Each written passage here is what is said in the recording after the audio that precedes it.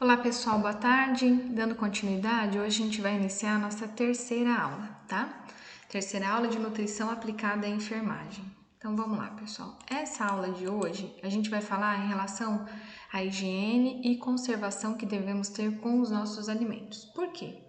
A gente sabe que, apesar dos alimentos fornecerem nutrientes que são essenciais à nossa sobrevivência, se eles não tiverem uma boa conservação, uma boa higiene durante a manipulação, eles também podem ser prejudiciais à nossa saúde, porque através dos alimentos a gente pode contrair alguma doença, oriunda de micro-organismos existentes nesse alimento. Então, gente, essa contaminação ela pode ocorrer por uma higienização, uma manipulação ou mesmo a conservação inadequada desses alimentos, por conterem substâncias tóxicas ou por terem sido manipulados por pessoas portadoras de doenças infecto-contagiosas.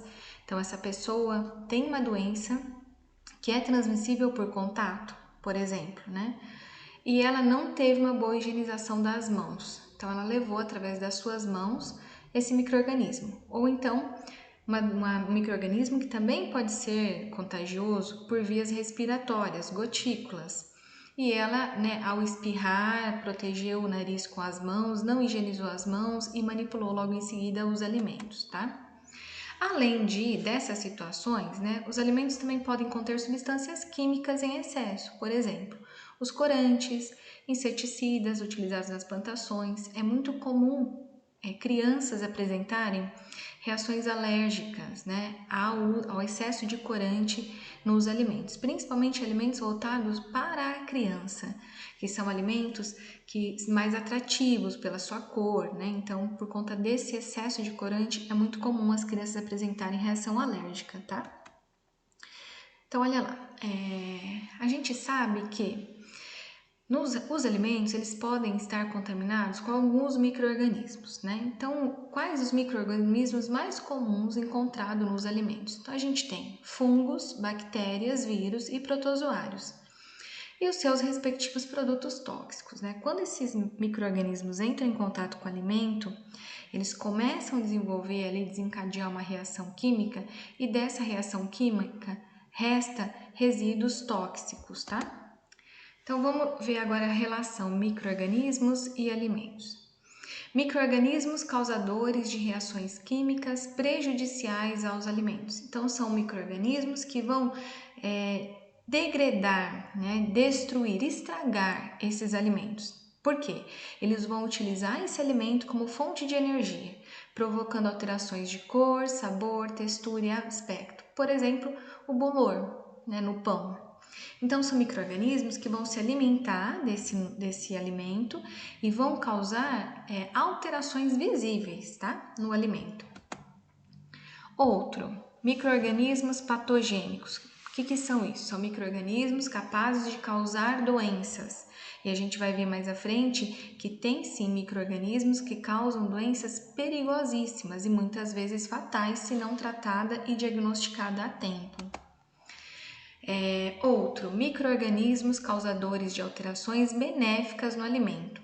Então, são amplamente utilizados na fabricação de alimentos, fermentados, como queijos, vinhos, cervejas e pães. A gente tem aí, por exemplo, a utilização de fungo no preparo de queijos, tá?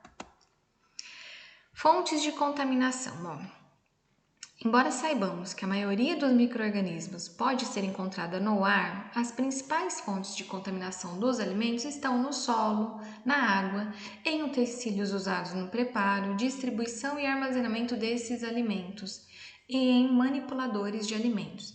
Então, a gente sabe que o alimento ele pode se contaminar se ele for higienizado com uma água contaminada, por exemplo. Se ele for armazenado em um local contaminado, sujo.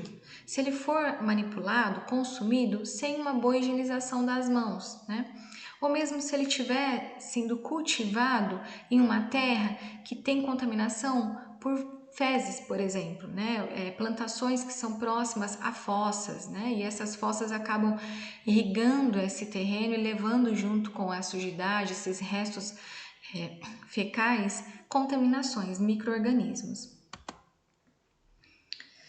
Agora a gente vai falar um pouquinho, pessoal, sobre os principais micro-organismos e as características de sua contaminação nos alimentos. Então, todo mundo já ouviu falar em Staphylococcus aureus, né?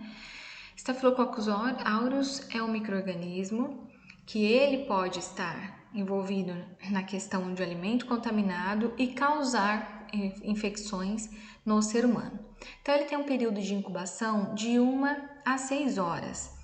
Qual que é a principal fonte de contaminação do Staphylococcus aureus? Nariz, boca, pele e mãos. A contaminação por ele ocorre por manipulação inadequada desses alimentos. Então, a pessoa vai tocar nesses alimentos sem uma boa higienização das mãos e acaba levando uma contaminação para ele.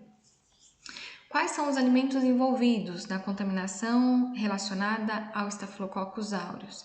Carnes cozidas, produtos lácteos, cremes e recheios doces ou salgados. E qual que é o quadro clínico? Vômito, náusea, diarreia e prostração. Prostração é quando a pessoa fica largada, desanimada, sem pique, né? Sem forças para realizar suas tarefas do dia a dia.